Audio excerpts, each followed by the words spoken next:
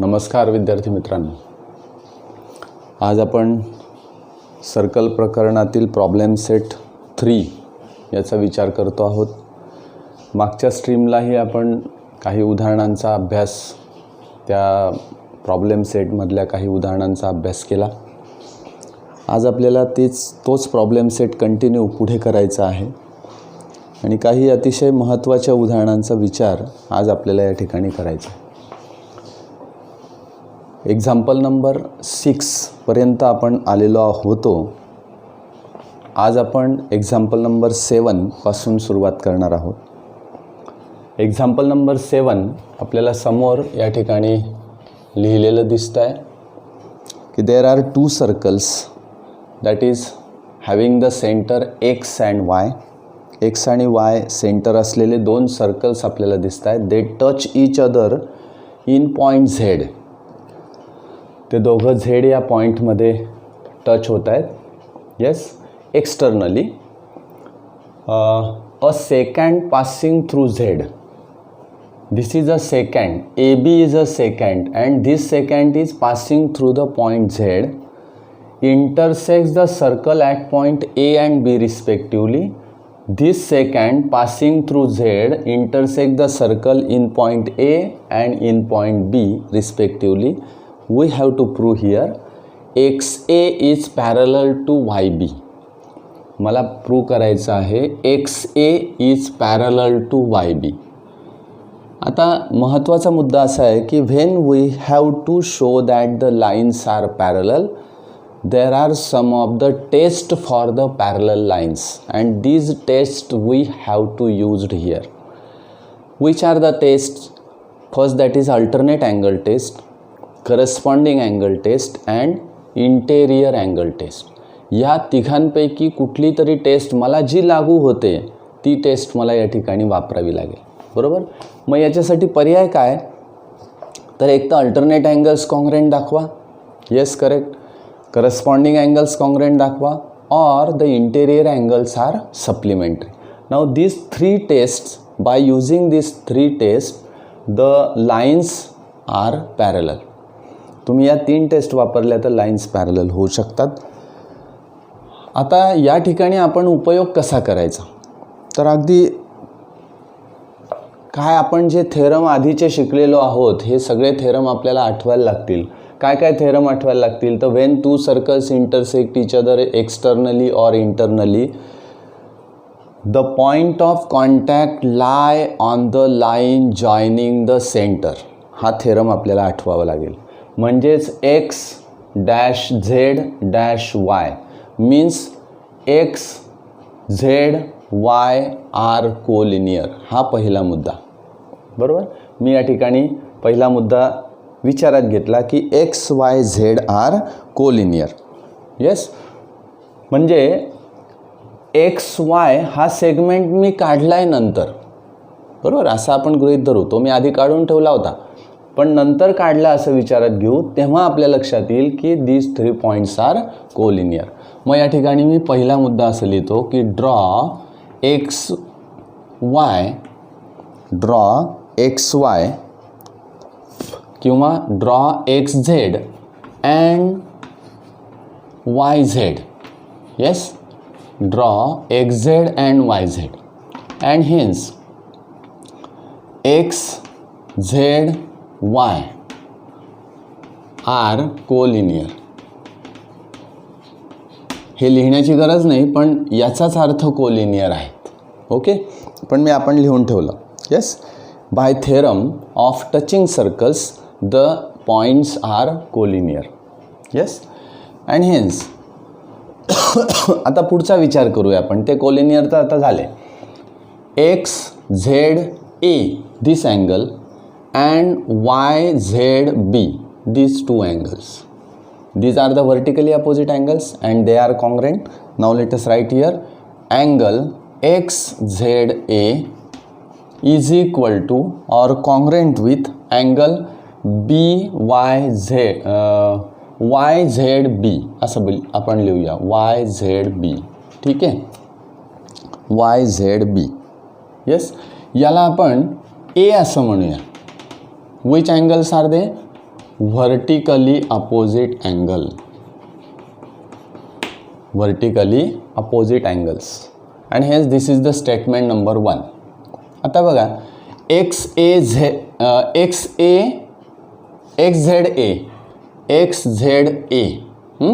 आणि नंतर मी या ठिकाणी लिहितोय YZB. येस, याला आपण A म्हटलं. ठीक आहे. नाव XA is congruent with XZ आहे का बघा. XA is congruent with XZ. Why? Because these are the radii of the same circle. Now XA is equal to XZ. इथे रिझन देतो मी आता, radii of same circle. Radii of same circle. And when these two segments are congruent in this triangle XAZ, या ट्रायंगलमध्ये हे जर दोन segments congruent असतील तर base angles congruent असतील. XAZ angle XAZ is equal to angle XZA. Yes, why? Isosceles triangle theorem. Isosceles triangle theorem याला सुद्धा आपण ए मानूया. Yes, is equal to A. Suppose सहज आपण या ठिकाणी लिहून घेतलं की ह्या प्रत्येक अँगल ए आहे. येस, आता पुढचा विचार करूया की similarly in this larger circle YZ is equal to YB. Yes, again YZ is equal to YB. Why? Radii of the same circle. Radii of same circle. आणि ह्या जर रेडाय असतील तर पुन्हा यासारखंच की base angles are again congruent. YZB angle YZB is equal to angle, बोला, YZB is congruent with angle YBZ. Which angles are they? Base angles of isosceles triangle किंवा isosceles triangle theorem. Yes, these angles are also A.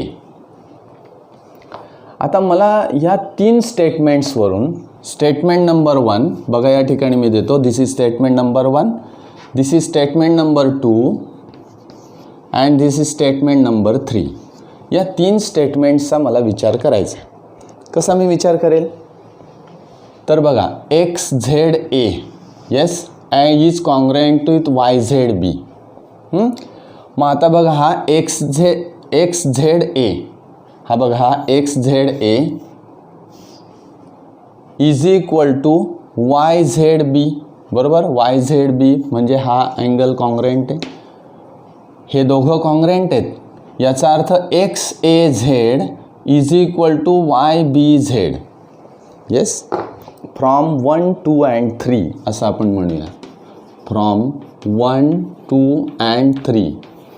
बघा हे दोन angles congruent आहेत. मी ब्रॅकेटमध्ये टाकलेले हे दोन angles congruent आहे. Hence angle XAZ is equal to angle YBZ. Yes, these angles are also A degree. हे A डिग्री आहेतच म्हणजे ते कॉन्ग्रेंट आहेत. मी या ठिकाणी लिहिलं.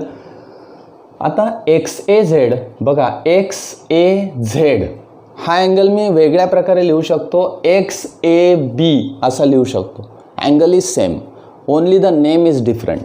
And hence right here angle XAB is equal to angle YBZ. Instead of this YBA we can write. Yes, let's write YBA. Yes. Now this angle is congruent with this angle. Now these angles are alternate angles. मग खाली म्हणायचं but these are alternate angles. And alternate angles are congruent, then the lines are parallel. XA is parallel to YB. What is the reason? Alternate angle test, alternate angle test. आता हे orally जर असा विचार केला तर it is very simple. हे दोन congruent angle आहेत. Why? Because these are the vertically opposite angles. This is the isosceles triangle theorem. म्हणजे हा जो कॉन्ग्रंट अँगल आहे बघा, हा अँगल याच्याशी कॉन्ग्रंट आहे, हा अँगल याच्याशी कॉन्ग्रंट आहे. This two angles are congruent, that's why this two angles are congruent. अगदी सोपं. आपल्याला जर लॉजिकली विचार केला तर अशा पद्धतीने लिहिता येईल. आणि जसा विचार आपण करतो तसं आपल्याला हे प्रूफ लिहिता येईल. It is very very simple. Now in this way we can prove here XA is parallel to YB. Now let us try to solve the next example, that is example number 8. या example number 8 मध्ये पुन्हा आपल्याला अशाच प्रकारच्या lines parallel दाखवायच्या आहेत. मग या ठिकाणी फक्त बदल काय झाला आहे तो बदल आपण फक्त बघूया. आधीच्या उदाहरणामध्ये two circles are intersect each other externally असं होतं. या ठिकाणी two circles are intersect each other internally असं आहे. बरोबर. आपण या ठिकाणी असे सर्कल्स काढूया. This is a circle. एक सर्कल मी काढून घेतलं. सेकंड सर्कल जे आहे ते सेकंड सर्कल मला कशा पद्धतीने मी काढलेलं आहे बघा. या ठिकाणी लक्षात येईल आपल्या.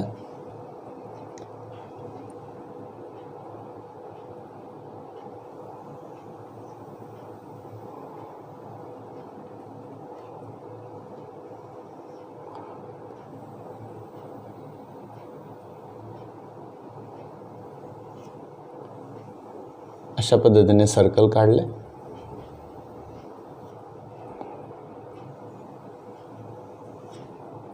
Yes, this is a point of contact.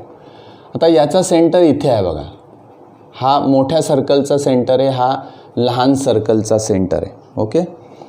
हा सेंटर वाय आहे, हा सेंटर एक्स आहे. मागचं जे उदाहरण आहे तेच तसंच कंटिन्यू उदाहरण या ठिकाणी दिलेलं आहे. पण फरक एवढा आहे की the circles are touch each other internally. एवढाच फक्त भाग या ठिकाणी दिलेला आहे. येस. आता काय केलेलं आहे की x and Y circles with centre X and Y touch internally at point Z. पुन्हा या ठिकाणी हा झेड पॉईंटच दिलेला आहे. बघा एक्झाम्पल सेम आहे. मी तुम्हाला जे सांगितलं ते त्याच पद्धतीने घडतं आहे की example is same. Example same आपल्याला दिसतं आहे. मग आपल्याला काय माहिती आहे की all point of contact of this to circles they intersect each other internally और एक्सटर्नली. या ठिकाणी इंटरनली ते इंटरसेक्ट होत आहेत. The point of contact lie on the line joining the centres. मग या सेंटरला जोडणाऱ्या रेषेवरच हा असतो. याचा अर्थ Y x Z they are collinear. हा भाग आपल्याला माहिती आहे कारण तो आपण आधीच शिकलेलो आहे. त्याच्यावरचा आपण थेरम पण बघितलेला आहे. ओके. काय काय दिलं आहे बघा इथे. X and Y are the centres of the two circles they intersect each other internally at point Z. Segment BZ is a chord of bigger circle. Yes, BZ is a chord of bigger circle. मी जर अशा पद्धतीने एक BZ chord काढली, या बघा याप्रमाणे मी chord काढली. BZ is a chord of the bigger circle. This point is B and it intersect the smaller circle at point A. म्हणजे हा point A आहे. येस. आता काय प्रूव्ह करायचं आहे बघा. Then prove that X Y is parallel to Y B. Sorry, A X is parallel to B Y. A X is parallel to B Y. हे बघा ए एक्स मी काढतो आहे आता. This is the A X and this is B Y. A X is parallel to B Y. बघा हे दोन lines मला ह्या पॅरलल आहेत असं मला प्रूव्ह करायचं आहे. It is again very simple. Why? Here फक्त मी या ठिकाणी टू प्रूव्ह मला काय करायचं आहे तेवढंच मी लिहितो कारण बाकीची चर्चा आपली झालेली आहे. Yes. To prove here that A X is parallel to B Y. हे मला प्रूव्ह करायचं. काय दिलेलं आहे ते तुम्हाला माहिती आहे की B Z is a chord, it intersect the smaller circle at point A. Yes, X is a center of smaller circle, Y is a center of larger circle. They touch each other at point Z internally. हा सगळा भाग आपल्याला माहिती आहे. कसं prove करणार आपण? तर मागच्याप्रमाणेच if we draw the segment XY means all these points are collinear, means Y, X, Z are collinear. Proof लिहायला आपण सुरुवात करू. Proof is very very simple. Proof points X, Y, Z are collinear. सरळ मी या ठिकाणी असं म्हणतो दे आर कोलिनियर. येस, कशावरून? बाय द थेरम ऑफ आपण म्हणूया touching circles. By theorem of touching circles. Touching सर्कल्सचा जो थेरम आहे त्याच्यावरून हे कोलिनियर आहेत असं मी या ठिकाणी सांगितलं. हे सांगितल्याबरोबर मला काही मुद्दा या ठिकाणी लक्षात येतोय की मी आता फक्त स्मॉलर सर्कलकडे कॉन्सन्ट्रेट करतोय. बघा, फक्त स्मॉलर सर्कलकडे कॉन्सन्ट्रेट करतोय. स्मॉलर सर्कल तुम्हाला दिसत असेल, हॅविंग द सेंटर एक्स हे स्मॉलर सर्कल आहे. या स्मॉलर सर्कलकडे मी जर या ठिकाणी कॉन्सन्ट्रेट केलं, हे बघा एवढंच मी कॉन्सन्ट्रेट करतो आहे. त्याची ही रेडियस आहे, AX ही त्याची रेडियस आहे. बघा मी आत्ता ज्याप्रमाणे काढलेलं आहे तेवढाच फक्त विचार करा, कारण डायग्रॅमचं observation is very very important. AX is congruent with XZ असं मला लिहिता येईल का? Yes, because these are the radii of the same circle having the centre X. याच्या ते रेडाय आहेत. And hence this angle that is XAZ, this angle is congruent with Z, that is AZX. या अँगलशी तो कॉन्ग्रँट होईल. हे दोन angle base angles कॉन्ग्रँट आहेत. म्हणजे हा मुद्दा मला या ठिकाणी लिहावा लागेल की हिअर इन ट्रायंगल, मी आता ट्रायंगल घेतो बघा, in triangle XAZ XA is equal to XZ, radii of same circle, and hence angle XAZ is equal to angle XZA. Yes, reason काय? Isosceles triangle theorem. What is the reason? Reason is isosceles triangle theorem. This is statement number 1. Yes.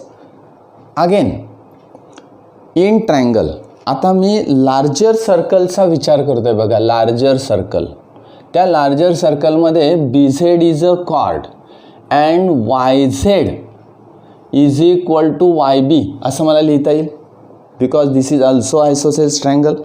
And hence in triangle पुढचा triangle मी घेणार आहे आता. In triangle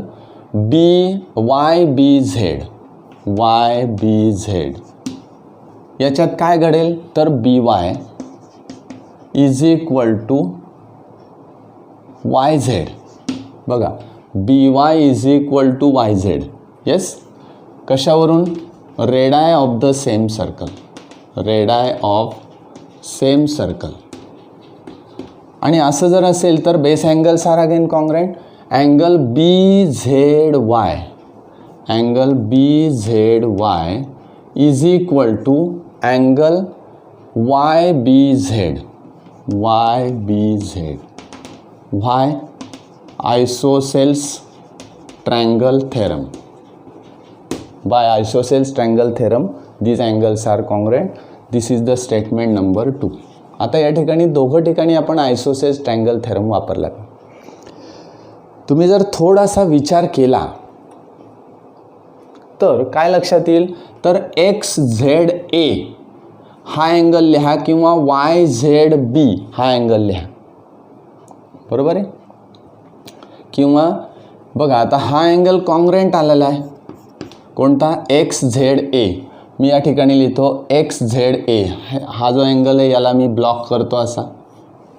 yes, हा कोणाशी congruent आहे, किंवा तोच अँगल अजून दुसरे या ट्रायंगलमध्ये दिसतोय का आपल्याला, तर BZY हा अँगल दिसतोय बघा. येस, आता बघा XZA and BZY angle is same. Yes, this angle is same. मग आता या ठिकाणी फ्रॉम 1 and 2 असं मला सरळ लिहिता येईल. फ्रॉम 1 and 2 बघा हे दोन अँगल्स कॉन्ग्रंट आहेत. तुमच्या लक्षात आलं असेल की हा अँगल जो मी या ठिकाणी ब्लॉक केलेला आहे BZY म्हणजेच XZA. Yes, angle is same and hence from 1 and 2 XAZ angle XAZ is equal to angle YBZ. Yes, आता तो अँगल XAZ बघा कसा आहे, XAZ yes is congruent with YBZ. बघा XAZ इज कॉन्ग्रंट विथ म्हणजे हा angle याच्याशी congruent झाला. Which type of angles are they, समजा अशा पद्धतीने ह्या लाईन्स घेतल्या मी आणि ही ट्रान्सवर्सल घेतली तर this two angles are corresponding angles. मग खाली मी म्हणणार but these angles are corresponding angles and corresponding angles are congruent, hence the lines are parallel. XA is parallel to BY. XA is parallel to BY. Why? Corresponding angle test. कशावरून, तर corresponding angle taste. अशा प्रकारे simple आपल्याला या ठिकाणी लिहिता येईल. म्हणजे हा अँगल याच्याशी कॉन्ग्रंट आहे आणि हाच अँगल याच्याशी कॉन्ग्रंट आहे, असा कोरिलेशन त्या ठिकाणी लावा. म्हणजे आपल्या लक्षात राहील की हे कसं लिहायचं आहे. येस, हा अतिशय सोपा मुद्दा किंवा सोपं उदाहरण आहे हे. याच्यात काहीही अडचणीचं नाही. It is very very simple. Yes, आता आपण नेक्स्ट एक्झाम्पलकडे जाऊया. कारण यातले उदाहरणं हे इतकी सोपी आहेत की थोडंसं आपण जर लक्ष दिलं आणि व्यवस्थित स्टेप बाय स्टेप जर त्या सगळ्या उदाहरणांकडे बघितलं तर मला असं वाटतं हे फार सोपं असेल. Example number 9 we have given here one of the circle. एक सर्कल आपल्याला अशा पद्धतीने दिलेलं आहे. त्या सर्कलची एक टँजंट मला दिली आहे.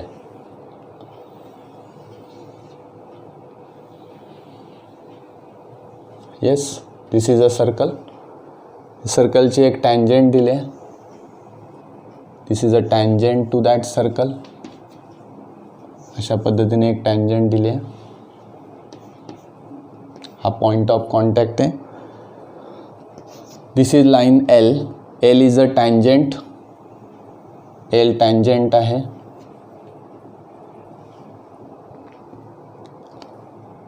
OP is a radius. This is a point P. This is O. This Q is a midpoint of radius. हा एक Q पॉइंट दिला आहे. But this Q is a midpoint of the radius OP. म्हणजे OQ is congruent with PQ असं मला देऊन टाकलं आहे. Yes, and again this chord is RS. This chord RS is passing through the midpoint of the radius OP. OP या radius मधून ती जाते. बरोबर. Now let us try to solve this example. First we read it. Line L touches the circle with a center O at point P.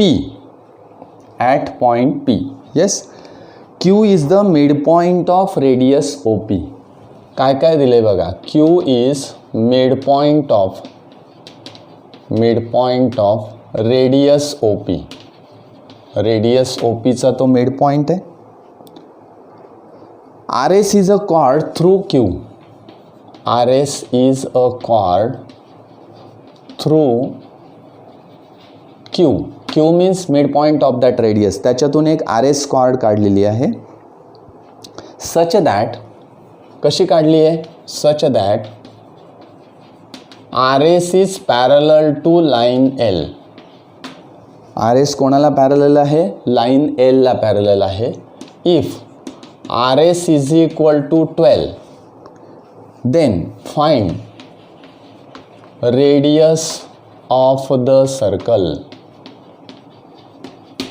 आपल्याला या सर्कलची radius काढायची आहे. त्या एक्झाम्पलकडे जरा आपण व्यवस्थित बघितलं तर आपल्या लक्षात येईल की रेडियस मला काढायची आहे. रेडियस मला माहीत नाही. आपण ती रेडियस कोणती आहे तर OP आहे. ही OP रेडियस मी R मानून घेतो. येस, आता हा बाकीचा सगळा भाग आपल्याला समजलेला आहे. काय काढायचं आहे तर रेडियस ऑफ द सर्कल मला काढायचे. Now let us write proof or solution, किंवा प्रूफ किंवा सोल्यूशन म्हणूया आपण.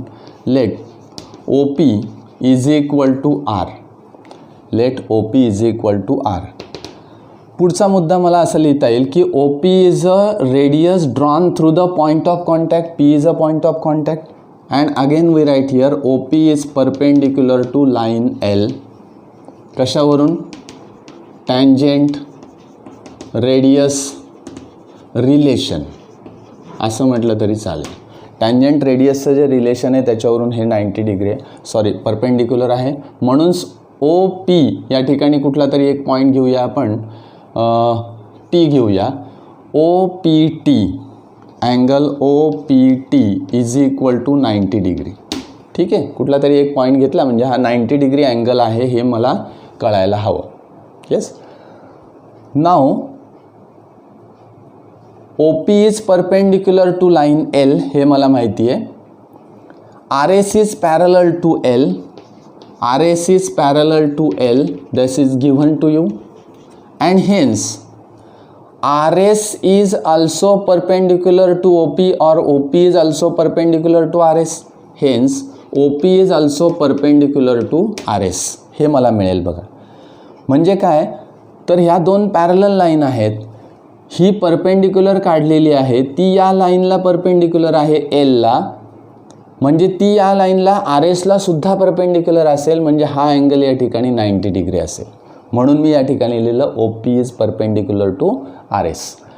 Now we know that the perpendicular drawn from centre to the chord bisects the cord.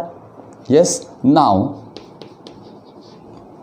OQ is perpendicular to RS and the perpendicular from center bisects the chord. आणि म्हणून कॉर्डची length किती दिली आहे? 12. म्हणून आता मी पुढे जाणार की RQ is equal to QS. RQ is equal to QS is equal to 1/2 RS. and hence 1/2 into 12 is equal to 6. म्हणजे RQ किती मिळेल? 6 and QS is also 6. Yes, हा मुद्दा मी या ठिकाणी लिहून घेतला. आता हे एवढं लिहिण्यासाठी मला असा लॉजिकली विचार करावा लागतो. आपलं म्हणणं एकदम बरोबर आहे की या ठिकाणी पटकन आपण परपेंडिक्युलर घेतला, हा 6 आणि 6 आहे, पटकन लिहून टाकलं. येस, करेक्ट, लिहून टाकलं. पण आपल्याला कशा पद्धतीने आलेलं आहे हे सगळे स्टेप्स त्या ठिकाणी लिहाव्या लागतात. येस, त्या पद्धतीने आपण इथे 6 याची व्हॅल्यू काढली. Now draw OR. OR me draw करून घेणार. Yes, draw segment OR. OR segment काढल्यानंतर मला असं दिसेल की OQR is a right angle triangle. Yes, OQR is a right angle triangle. त्याच्यामध्ये OQ मला काढता येईल का? OP is equal to R. But here OP is equal to R. Q is midpoint असं आपल्याला दिलेलं आहे. Then O Q is equal to 1/2R असं मिळेल मला बघा. ओ क्यू किती मिळेल मला 1/2R. Yes. And O R is equal to R. बघा ड्रॉ ओ आर म्हटलं मी and O R is equal to R. O P is equal to R आहे. Q is a mid point आहे. That's why O Q is equal to 1/2R in right angled triangle. आता एक right angle triangle घेऊया आपण O Q R. या ट्रायंगलमध्ये काय घडतंय बाबा. O R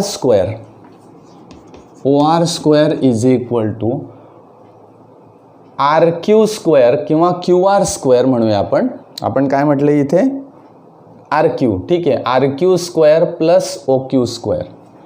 R Q square plus O Q square. Yes. किमती टाकायच्यात आता. O R square means R square is equal to R Q square. R Q is 6 square plus 1/2R bracket square. बघा या ठिकाणी मला काय लिहिता येईल 1/2R ब्रॅकेट स्क्वेअर म्हणजेच R/2 bracket square. Right here R square is equal to 36 plus इथे येईल R square upon 4. R square upon 4. Square कसा केलेला आहे बघा. R square upon 4. आरचा स्क्वेअर आर स्क्वेअर 2चा स्क्वेअर 4. आता आर स्क्वेअर अपॉन 4 आपण आर स्क्वेअर जवळ आणूया कारण these are the similar terms. R square minus R square upon 4 is equal to 36. याचा LCM काढा. 4R square minus R square divided by 4 is equal to 36. 4R square minus R square means 3R square. Means right here 3R square upon 4 is equal to 36. 3R square upon 4 is equal to 36. मला value कोणाची काढायची आहे तर आरची काढायची आहे. आरची value काढताना मी काय करणार तर R square is equal to 36 into 4 divided by 3 अशा पद्धतीने मी करेल. मग इथे भागाकार करताना 3×1 12 36 आणि 12 48 असं मला मिळेल. बरोबर आहे. पण हा काय आहे या ठिकाणी स्क्वेअर नंबर आहे किंवा आपण लिहून घेऊया 48. याचा स्क्वेअर रूट घ्यायचं आहे. टेकिंग स्क्वेअर रूट मी म्हणणार इथे टेकिंग स्क्वेअर रूट. इथे जर स्क्वेअर रूट तुम्ही केलं तर आर इज इक्वल टू 16×3 48 म्हणजे 4√3. मी डायरेक्ट लिहिलेलं आहे बघा. तुमच्या लक्षात येतं का. 48 याचा अर्थ 16 × 3. 16चा स्क्वेअर रूट 4 आणि 3चा स्क्वेअर रूट √3. येस. या पद्धतीने मला रेडियस काढता आली. Value of that radius is equal to 4√3. हा भाग लक्षात घ्यायचा कारण या ठिकाणी आपल्याला जी व्हॅल्यू विचारलेली आहे ती आपल्याला परफेक्ट लॉजिकली व्यवस्थित काढता आली पाहिजे. येस. उदाहरणं अतिशय सोपे आहेत. थोडंसं आपल्याला कॉन्सन्ट्रेट करावं लागेल आणि जेव्हा आपण एखाद्या उदाहरणावर कॉन्सन्ट्रेट करतो व्यवस्थित त्यावेळेस आपल्याला त्या उदाहरणातल्या ज्या खाचाखोचा असतात त्या कळतात. काय काय दिलेलं आहे ते कळतं आणि लगेच आपल्याला लिंक लागते की ते उदाहरण कशा पद्धतीने सोडवायचं आहे. मला कोणत्या मार्गाने जायचं आहे तो मार्ग आपल्याला लगेच त्या ठिकाणी कळतो. मित्रांनो अतिशय सोपं आहे. उदाहरणं दिलेले आहेत. फक्त त्याकडे समजून आणि आकलनासहित कसं बघता येईल की मला हे समजलंच पाहिजे अशा उद्देशाने मी जर त्या उदाहरणांकडे बघितलं तर मला असं वाटतं कोणताही भाग हा कठीण नाही. एक्झाम्पल नंबर 10चा आपण विचार करूया. हेही अशाच पद्धतीने अतिशय सोपं असं उदाहरण मला या ठिकाणी दिलं आहे. 1 सर्कल इज गिव्हन अगेन.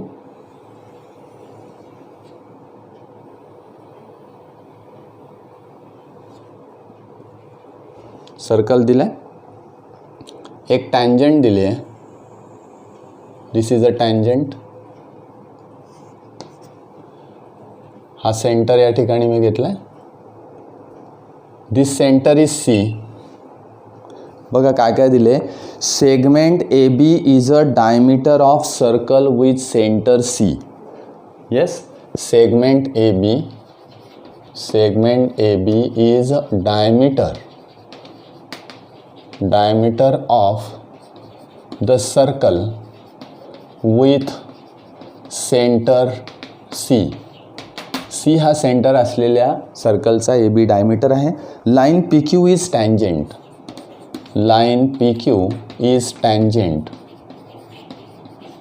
कोणत्या पॉईंटला टँजंट आहे ती? Tangent which touches the circle at T. मी डायरेक्ट टँजंट ॲट टी असं म्हणतो. Yes. A P is perpendicular to. बघा आता काय काय दिलं आहे. A P is perpendicular to line P Q.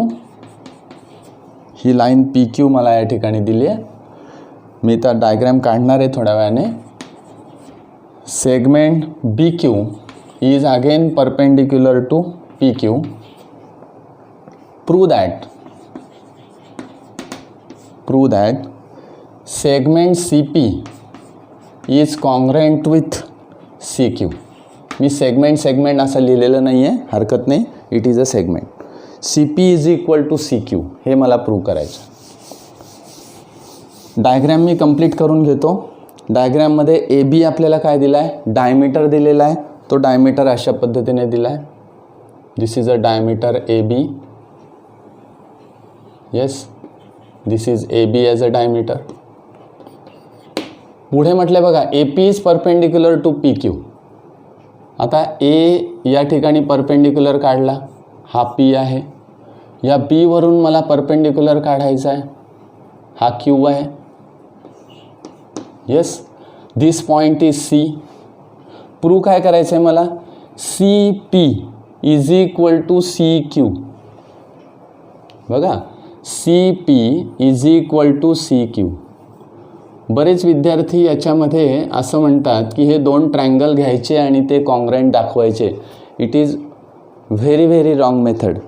तशा पद्धतीने आपल्याला इथे जाताच येणार नाही, कारण ते ट्रायंगल्स कॉन्ग्रंट मला कधीच दाखवता येणार नाहीत. मग आता आपल्याला हे डिस्टन्स सारखं आहे असं प्रूव्ह करायचं आहे की C P is equal to C Q. C P is equal to C Q हे मला प्रूव्ह करायचं आहे. प्रूफ अतिशय सोपं आहे. याच्यासाठी मी 9वीमध्ये जे काही कन्सेप्ट शिकलेलो आहे त्या कन्सेप्टचा विचार मला या ठिकाणी करावा लागतो. 9वीत मी काय काय शिकलेलो आहे? तर एक परपेंडिक्युलर बायसेक्टर थेरम शिकलेलो आहे. Yes, correct. दुसरा भाग काय शिकलेलो आहे अजून? की 10वीमध्येच प्रकरण क्रमांक 1मध्ये आपण 3 पॅरलल लाईन्सचा विचार केलेला होता बघा. तर त्या 3 पॅरलल लाईन्सच्या थेरममध्ये काय दिलेलं होतं त्याचाही आपल्याला इथे विचार करावा लागेल. म्हणजे different things we have to use here to solve the example. Now all of the things we learn in previous स्टँडर्डमध्ये आपण त्या लर्न केलेल्या असतात, त्या शिकलेलो असतो, ते आपल्याला माहिती असतं. फक्त त्याचं इम्प्लिमेंटेशन आपल्याकडून होत नाही आणि ते इम्प्लिमेंटेशन असं करायचं असतं हे समजत नाही. या दोनच बाबी या ठिकाणी महत्त्वाच्या आहेत. आता या ठिकाणी हा एक पॉईंट ऑफ कॉन्टॅक्ट आहे. तो पॉईंट ऑफ कॉन्टॅक्ट त्याला नाव दिलेलं आहे T. T is a point of contact. त्या ठिकाणी म्हटलं आहे ॲट टी. मी पहिला मुद्दा असं करतो की draw segment C T. Yes, आता हे सी टी सेगमेंट जर मी काढला तर this C T segment is perpendicular to the tangent P Q. Why? Because this CT is a radius drawn through the point of contact, and we know that the radius drawn through the point of contact is always perpendicular to the tangent, and hence draw CT. Here CT is perpendicular to line PQ. Why? Tangent radius relation. Tangent radius रिलेशननुसार मी सहज लिहिलं की C T is perpendicular to P Q. मग आता बघा A P is perpendicular to P Q आहे. Yes, this is the statement number 1 म्हणूया आपण. Again A P is perpendicular to, बघा AP is perpendicular to PQ and BQ is perpendicular to PQ. BQ is perpendicular to PQ. हे बघा, हे statement 2 आहे आणि हे स्टेटमेंट 3 आहे. हा जो भाग आहे तो मला गिव्हन दिलेला आहे. Statement 2 and 3 we are given this. हे सगळं मला दिलेलं आहे. मग आता तुम्ही विचार करा की AP is perpendicular to PQ, CT is perpendicular to PQ and BQ is perpendicular to PQ. Means all these 3 segments are perpendicular to the same line and that's why they are congruent. आणि म्हणून ते not congruent, sorry, they are parallel. तर ते segments कसे असतात? Parallel असतात. म्हणजे 3 किंवा 4 सेगमेंट्स एकाच लाईनला जर परपेंडिक्युलर असतील तर ते पॅरलल होतात. हा थेरम आपल्याला माहिती आहे. And hence here AP is parallel to CT is parallel to BQ. Yes, from 1, 2 and 3. 1, 2 आणि 3 वरून मी हे स्टेटमेंट लिहू शकलो. बरोबर. पण असं जर असेल, या पॅरलल लाईन्स असतील आणि AB and PQ are the transversals असं जर मी घेतलं हिअर, अँड असं मी म्हणतो AB and PQ are transversals. मग आपल्याला माहिती आहे की when the 3 lines are parallel, then the ratio of the intercepts formed on the one transversal is equal to ratio of the intercepts formed on the other transversal by the same 3 parallel lines. हा theorem मला माहिती आहे, त्यामुळे त्या थेरमचा उपयोग मी या ठिकाणी करणार. आता हा थेरम आपल्याला 9वी मध्ये झालेला आहे. बरोबर आहे. तोच थेरम आपण सिमिलॅरिटी या प्रकरणामध्ये थोडासा वेगळ्या अर्थाने पण त्या ठिकाणी तो आपण अनुभवलेला आहे रेशोच्या बाबतीमध्ये. म्हणून असे हे जे भाग आहेत हे भाग आपल्याला पटकन आठवले पाहिजेत. म्हणून मी इथे लिहिलं AB and PQ are transversals, then hence AC upon BC. Ratio कसा लिहितोय बघा मी, AC upon BC is equal to PT upon TQ. PT upon TQ. आता तुम्ही म्हणाल की हे लिहिण्याचा फायदा काय आहे? फायदा AC is equal to BC दाखवता येईल तुम्हाला. Why? Because these are the radii of the same circle. This is AB is a diameter we are given and hence AC is equal to BC. AC is equal to BC. Why? Radii. Yes. And hence AC upon BC हा ratio किती येईल? 1/1. कारण ते दोघं congruent आहेत. हे congruent असल्यामुळे त्यांचा रेशो किती येईल? 1/1. आता हे कसा विचार केला आहे बघा. ह्या पॅरलल लाईन आहे, ही पॅरलल लाईन आहे, ही एक लाईन आहे आणि ही एक लाईन आहे. त्याची ही ट्रान्सवर्सल आहे आणि ही दुसरी ट्रान्सवर्सल आहे. असा भाग लक्षात घेतलेला आहे. आणि म्हणून AC upon BC is equal to 1/1. मग हा जर रेशो 1/1 असेल तर then PT upon TQ is equal to also 1/1. बरोबर. आणि PT अपॉन TQ इज 1/1. याचा अर्थ काय आणखी? तर PT is equal to TQ. बघा, PT is equal to TQ म्हणजे PT is equal to TQ झाला. आणखी दुसरा अर्थ काय? तर T is a mid point असंही मला म्हणता येईल. बरोबर. पण आपण इथपर्यंत राहू देऊया. PT is equal to TQ. Now PT is equal to TQ and CT is perpendicular to PQ. Yes, CT is perpendicular to PQ. Then CT is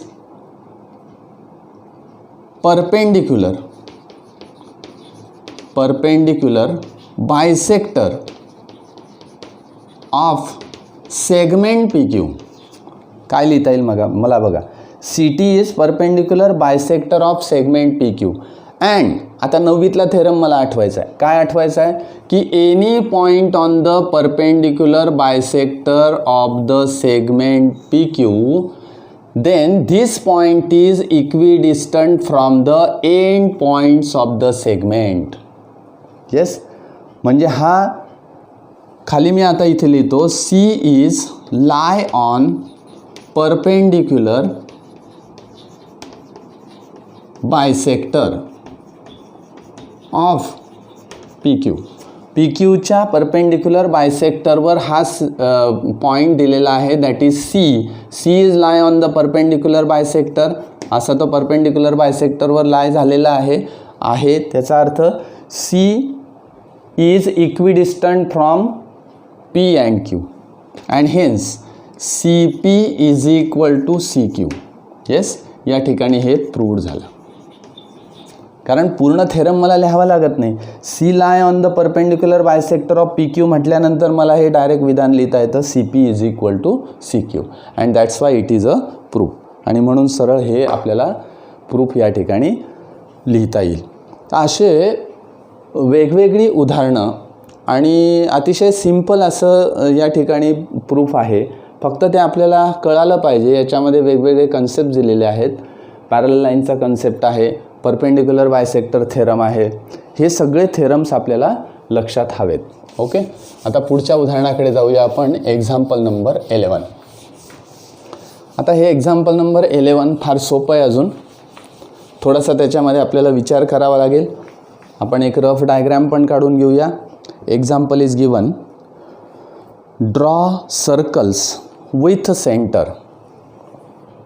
question, draw circles with a center A, B and C, each of radius 3 centimeter, such that each circle touches the other two circles.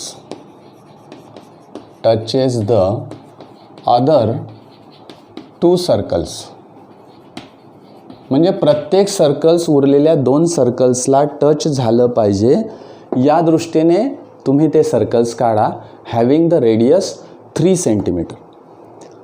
मग आपण जर असा विचार केला की 3 congruent circles येते, 3 centimetre radius each, प्रत्येकाची radius 3 centimetre, याचा अर्थ ते कॉन्ग्रेंट सर्कल्स आहेत.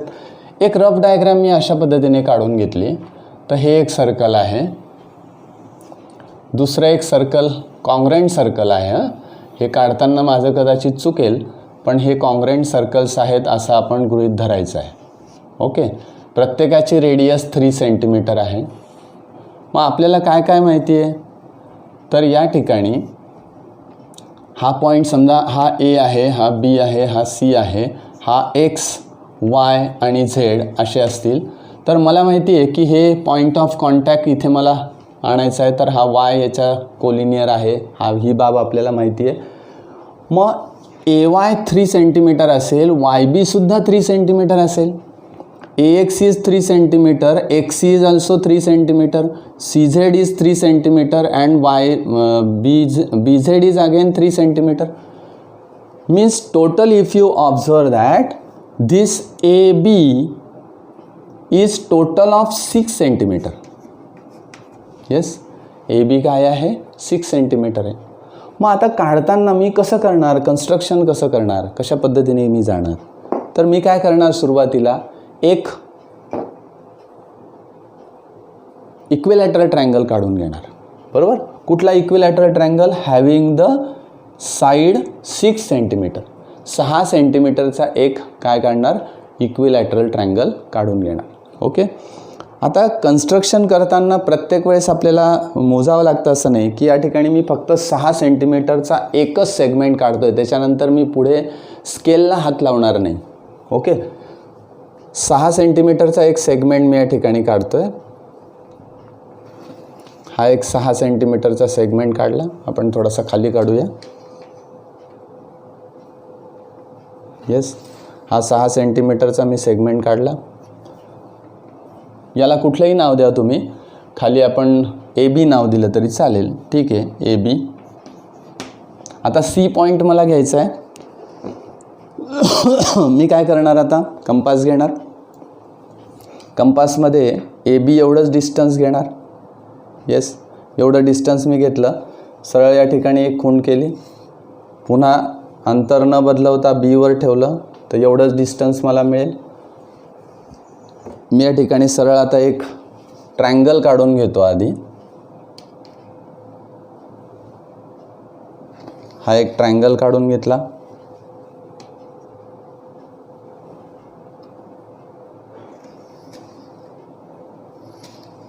ठीक आहे, this is the triangle of side 6 centimetre. आता मला काय करायचं आहे तर 3 सेंटीमीटरचं सर्कल विचारात घ्यायचं आहे. ओके, मग सरळ मी काय करतो, आता एक साईड कुठली तरी बायसेक्ट करतो आहे. येस, काही जण म्हणतील की 3 सेंटीमीटर मोजून घ्या सर पट्टीमध्ये आणि ताबडतोब आपल्याला काढता येईल. सोपं आहे. हा प्रत्येक ABC मला काय घ्यायचं आहे, सेंटर घ्यायचा आहे. ओके, परंतु असं न करता मी काय करतो आहे, बायसेक्ट करून घेतो आहे. AB बायसेक्ट करतो आहे मी. आता निम्म्यापेक्षा जास्त अंतर इकडे आणि इकडे खूण केली, इकडे ठेवलेलं आहे, इकडे आणि त्याचप्रमाणे या बाजूला खूण केली.